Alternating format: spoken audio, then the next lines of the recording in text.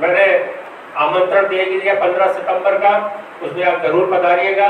Home resort में 3:30 से 5:30 बजे समय की बहुत ही पालन होता है, समय से कार्यक्रम स्टार्ट हो।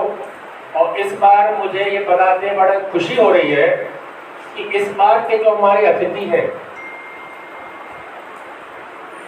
गुजरात की बहुत बड़ी समाज सेविका हैं मुक्ताबेन डुगली, वो स्वयं नेत्रहीन है और 2018 की पद्मश्री विजेता है। उनको यहाँ आमंत्रित किया गया है। उनके पति भी नेत्रहीन है, दोनों पति पत्नी दोनों आएंगे। और मैं उनके बारे में यह जरूर बताना चाहूँगा कि वो इतना बड़ा कार्य कर रहे हैं अंधत्व के लिए कि वहाँ पे उन्होंने नेत्रहीनों के लिए रहने की, खाने की व्यवस्था, उनकी शिक्षा की व्यवस्था, शिक्षा के बाद रोजगार की व्यवस्था, रोजगार के बाद उनकी शादी की व्यवस्था, शादी के बाद अगर डिलीवरी होती है, चूंकि वो नेत्रहीन होती है, तो उनकी बच्चों की संभालने की व्यवस्था तक वो दोनों पति पत्नी करते हैं। मुझे लग रहा है कि इससे बड़ा समाज सेवा का कार्य नहीं हो सकता है। तो पूरे भारत में ऐसे ऐसे समाज सेवी, ऐसे ऐसे संस्थाएं चल रही हैं जो जरूर हमारे बहुत ध्यान में नहीं आती है, लेकिन उनकी मिसाल जो है वो बहुत दूर तक है। मैं इन्हीं शब्दों के साथ मैं एक बार पुनः आपसे निवेदन करता हूँ, आप लोग का बहुत बहुत धन्यवाद कि आप लोग यहाँ आए हैं। अगर इस बीच में, चूंकि मुझे जिज्ञासा बहुत होती है इस बारे में बताने की, अगर मेरे ध्यान में कोई आएगा तो मैं एक बार माइक जरूर लूंगा और मैं निवेदन करूंगा मनोज भाई से कि आगे की वो कितने घंटे वास्ते किया जा सकता है। मृत्यु के उपरांत नेत्रदान 6 से 8 घंटे तक किया जा सकता है। अगर किसी परिवार में मृत्यु हुई है, ठंडियों में ये समय थोड़ा बढ़ जाता है, 8 घंटे तक हो जाता है, नेत्रदान 6 घंटे तक हम लोग मानते हैं कि 6 घंटे तक यह नेत्रदान अपन करवा सकते हैं। तो चूंकि यह टाइम बेस्ड काम है, हमें टाल नहीं सकते हैं। हमारी टीम समर्पित इसलिए है कि ये नहीं कह सकती है कि हम दुकान से आएंगे बाद में जाएंगे देखेंगे। हम लोग को तुरंत वहाँ से भागना पड़ता है, चाहे हम दुकान में बैठे हो, घरवाली के साथ शॉपिंग कर रहे हो, इवेंट पार्टी में हो, शादी ब्याह में हो, कहीं तो तुरंत वहाँ से छोड़ के हमारी टीम वहाँ से भागती है, कुछ परिवार में जाकर निवेदन करती है।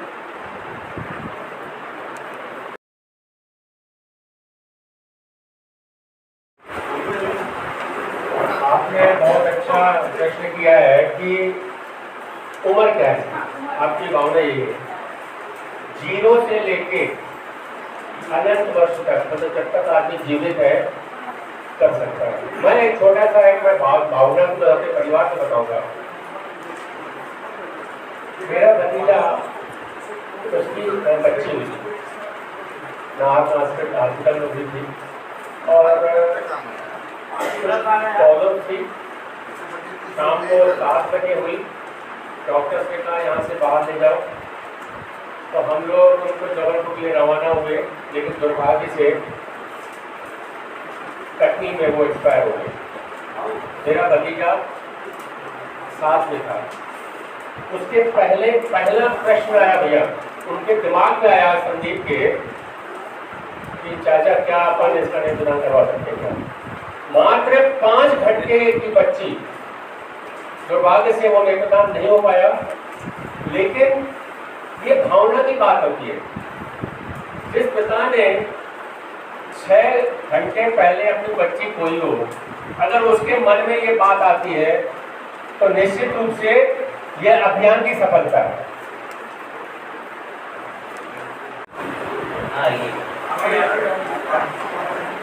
अपने सपना में भी अगर किसी को आँख चाहिए हो, उसकी कोई प्रक्रिया व्यवस्था, एक जानकारी बताना चाहेंगे कि हम लोग समय समय पर नेत्रहीनों को चिन्हित करने का भी कार्य करते हैं। और कई लोग हम लोग के पास आते हैं कि नेत्रहीन है, इसके लिए क्या कर सकते हैं, तो हम उनकी चित्रकूट में जांच करवा के, अगर वो ट्रांसप्लांट टाइप केस है तो उनको नेत्र दिलाने का पूरा प्रयास करते हैं। एक चीज और क्लियर कर दूं कि हर व्यक्ति जिसकी रोशनी नहीं है उसको रोशनी नहीं मिल सकती। जिनकी कॉर्निया खराब होती है, ये जो आई डोनेशन होते हैं उनको ही ये काम आते हैं। कई लोग क्या होता है कि बचपन से या जन्मजात नेत्रहीन होते हैं, उनको दुनिया की कोई ताकत कहीं भी रोशनी नहीं मिला सकती। तो कई लोगों को भ्रम होता है कि कई बार क्या होता है कि आँख की नस सूख जाती है। गाँव ग्रामीण में क्या होता है कि जब चोट लगती है तो अज्ञान के कारण इलाज नहीं हो पाता है। हम लोग अगर ऐसा करें कि हमारे जो पहाड़ी क्षेत्रों में ऐसे नेत्र से दिव्यांग उनको अपनी गाड़ी से ले जा करके चित्रकूट जहाँ आप ऐसी जगह बताएं उनका परीक्षण करा करके अगर वो इस कैटेगरी में है कि उनको आंख लग सकती है तो फिर उनसे आपका संपर्क आधी रात को भी आप हम लोग को संपर्क कर सकते हैं और आप ये प्रयास करिए, हम आपके साथ हैं। मतलब और चित्रकूट अभी स्टार्टिंग में जाने की आवश्यकता नहीं होती है। हम लोगों का यहाँ पे सतपुर सिटी आई क्लिनिक है कोलगांव थाना के बगल में, तो वहाँ पे स्टार्टिंग की जांच करवा देंगे। अगर वो रेफर करेंगे तो हम वहाँ जाएंगे। तो फिलहाल हम लोग वहाँ पर बिल्कुल ले करके अपने अपने वार्डों के दिव्यांगों को करा सकते हैं, उनको आने की व्यवस्था प्राथमिकता के आधार पर पूरा अमर ज्योति द्वारा प्रयास किया जाएगा। ये बॉडी पड़ी रह जाती है। आपकी समय सीमा 6 से 8 घंटा है। यदि वो नेत्रदान का इच्छुक हो तो उसके लिए क्या प्रयास करते हैं आप लोग? देखिए क्या होता है, जब कोई दुर्घटना होती है तो उसका पोस्टमार्टम होता है। पोस्टमार्टम में समय कितना लगता है ये उस पर डिपेंड करता है। हम लोगों ने मरचुरी में एक नेत्रदान करवाया था। मैं आपको जानकारी दूँ कि उमरी के पास एक महिला टीचर की एक्सीडेंट में मृत्यु हुई थी। ब्राह्मण समाज से थी वो। हाँ, उस महिला का, उस हमारा आत्मा का हम लोगों ने प्रयास किया, उस परिजनों से मिले, उसके बाद CMOH से मिले, उसकी परमिशन ली और ये भारत इतिहास में पहला नेत्रदान होगा जो मरचुरी के अंदर हो। वही मेरा मतलब है कि ऐसा संभव हो सकता है। अगर समय है और परिजनों की स्वीकृति है तो बिल्कुल संभव। परिवार बताना चाह रहा हूँ, जानकारी देना चाह रहा हूँ कि संकल्प पत्र जो हम लोग देहदान और नेत्रदान के भरते हैं, स्पेशली मैं नेत्रदान की बात कर रहा हूँ, जरूरी नहीं है कि वो संकल्प पत्र भरा हुआ हो। हमारे 799 नेत्रदान में मुश्किल से 5-7 लोगों के संकल्प पत्र भरे हुए थे। बाकी हमारी टीम जाके उस स्थिति में उनको प्रेरित करने का कार्य किया है। तो ये भी ध्यान से निकाल देना चाहिए कि संकल्प पत्र नहीं भरा है तो वो नेत्रदान नहीं कर सकते। और देहदान की जहाँ तक बात है तो जो देहदान फिजिकल रूप से हुए, दोनों रीवा मेडिकल कॉलेज में गए, इनके भी फॉर्म नहीं भरे हुए थे। उसी टाइम अमर ज्योति परिवार ने उनके फॉर्म फिलअप करके पूरी फॉर्मेलिटी करवा के पार्थिव शरीर को वहाँ पे रीवा मेडिकल कॉलेज में भेजा है। अब तो हम लोगों को सुविधा है कि सतना मेडिकल कॉलेज में यह सुविधा है और यहाँ पे उनके डीन जो है SD गर्ग जी, उनसे हमारी टीम मिली, उनसे पूरी प्रक्रिया समझी, प्लस उन्होंने इस प्रक्रिया को और सरल कर दिया। पहले क्या होता था, देहदान में एक एफिडेविट भी लगता था, शपथ पत्र लगता था। अब उसकी अनिवार्यता भी समाप्त कर दी गई है। एक नॉर्मल फॉर्म है, 2 लोगों के परिवार की सहमति बस चाहिए होती है और उसके बाद वो फॉर्म फिलअप होता है।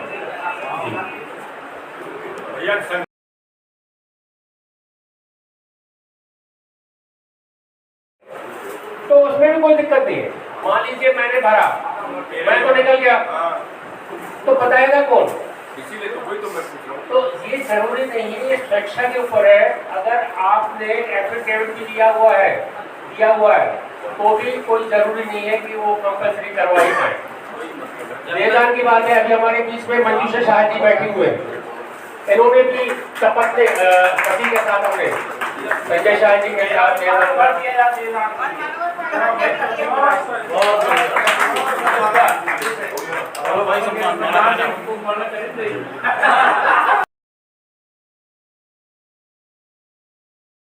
आप लोगों के बीच में था। मुझे भी समाज सेवा का काफी काम करने का अवसर मिला है।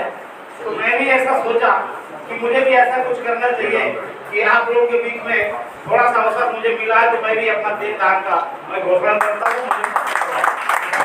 बहुत बढ़िया। बहुत बहुत धन्यवाद। छोटे लाल आपके लिए होते हैं, कभी भी है, उन्होंने मेरे से देहदान के लिए वो किया था, तो मैंने आप भाई साहब के पास भेजा था, उन्होंने संकट पत्र भर दिया है। निश्चित तौर पर हम पर मोहल्ले में शक्ति रहते हैं, बातों पर शक्ति रहते हैं। आप सबसे विनम्र आग्रह है कि जो लोग नेत्रदान करना चाहते हैं, देहदान करना चाहते हैं, तो उसका संकल्प पत्र अपन जाके, जैसे कोई इच्छुक व्यक्ति है तो अपन उसे अभी से भरा दें, उसकी सूची और मोबाइल नंबर रहेगा, और जब वो समय आए तो वो लोग सूचना दे देंगे। अपनी माने आप सबसे भी आग्रह है मैंने कि आप इस बात को जरूर ध्यान दें। जो भी फायदा होगा तब तो हम लोग बोल रहे है ना। तो ऐसा नहीं कि मेरे पार्षद के पहले से हमारे हाथ पर और कभी का सौदा कर दिया, ये भी कुछ हो सकता है। इसके लिए क्या भैया, राजेश जी ने एक बात रखी कि हम लोग पार्षद है, जनप्रतिनिधि है। पीछे प्लीज थोड़ा सा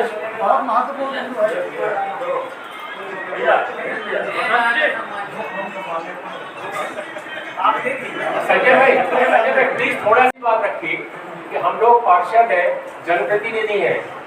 वार्ड में अगर हम ऐसी बात रखते हैं तो लोगों के मन में ये कहीं ना आए कि इनका कहीं ना कहीं कोई फायदा होगा, इसीलिए नेत्रदान करवा रहे हैं, ऐसा ही आप कह रहे हैं ना। तो मैं उसका भी एक उपाय बता रहा हूँ राजीव भाई, उसका भी मैं एक उपाय बता रहा हूँ।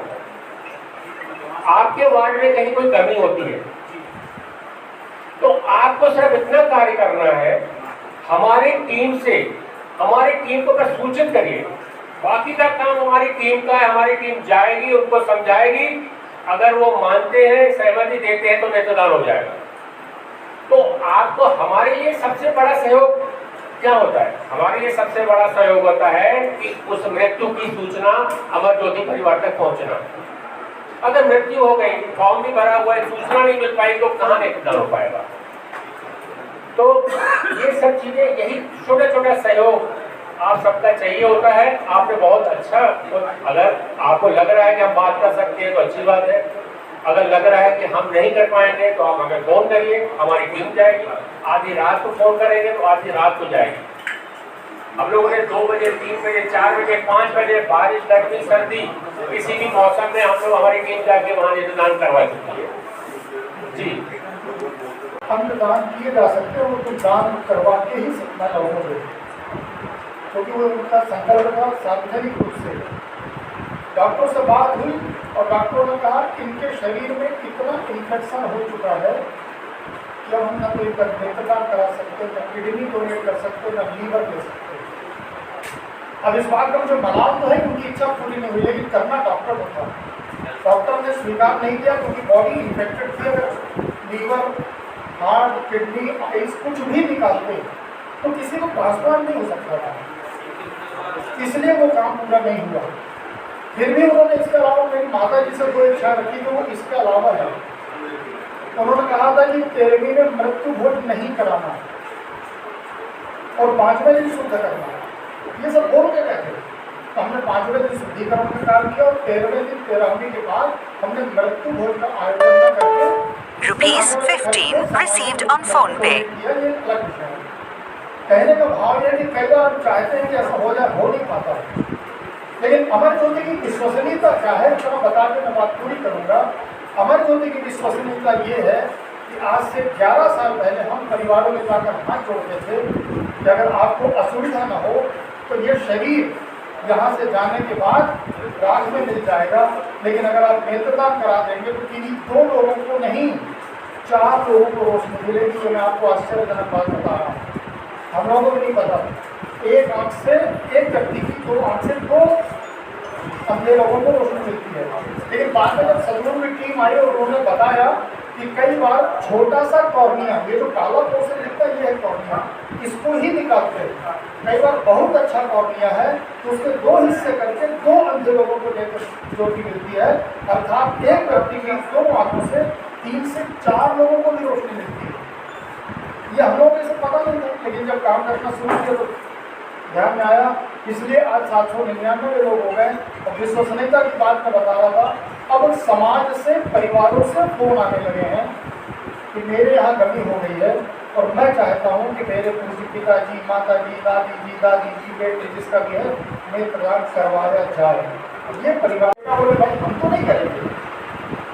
एक ऐसी बात मैं आपको बता रहा हूँ जो बहुत लोगों को पता है, अमरजोत की बातों को बाकी लोगों को नहीं पता। जब मेरे पूज्य पिताजी जीवित थे तो टाउन हॉल में अमर ज्योति के कार्यक्रम में मंच में वो मुख्य अतिथि थे और मैं अमर ज्योति के कार्यकर्ता के रूप में मंच में मैं भी बैठा था।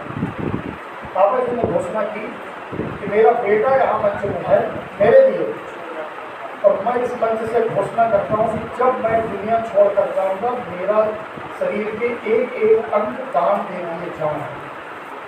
मानो मेरे तो पैरों से धरती खिसक गई कि क्या इन्होंने घोषणा कर दी। लेकिन उस घोषणा के 6-7 साल बाद जब उन्होंने अंतिम सांस मुंबई में हिंदुजा हॉस्पिटल में लिया तो मेरे बेटे ने फोन किया, जयदेव पापा जी दादाजी नहीं रहे। मैंने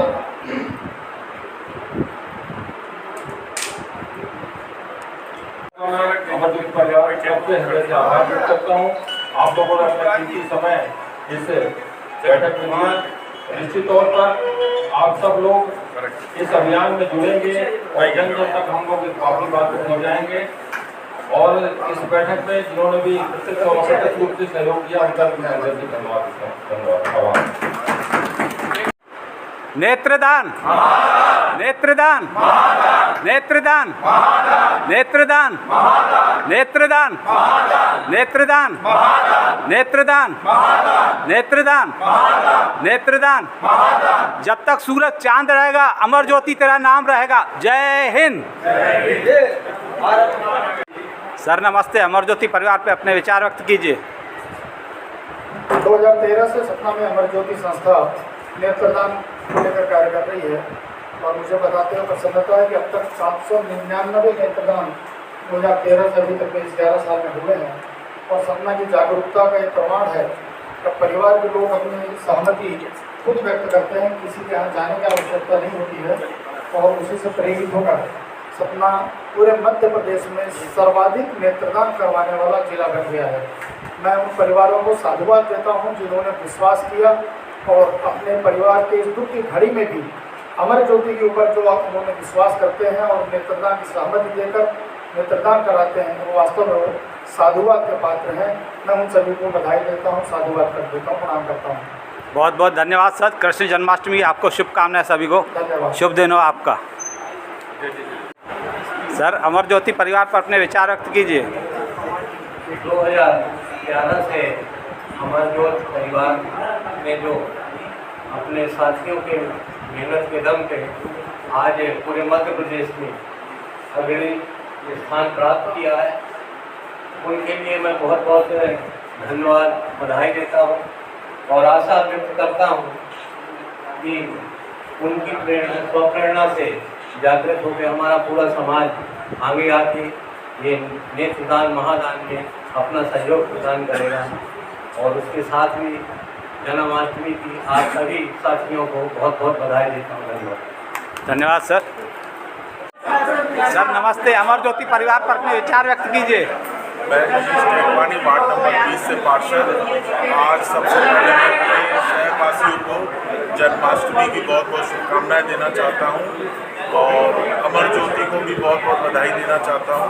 आज अमर ज्योति द्वारा सभी पार्षदों को सर्किट हाउस में एकत्रित करके पूरे शहर में अपने अपने वार्डों में नेत्रदान करने के लिए पार्षदों द्वारा लोगों को प्रेरित करने का मैसेज दिया गया, जिससे सभी पार्षद काफ़ी प्रेरित हुए हैं।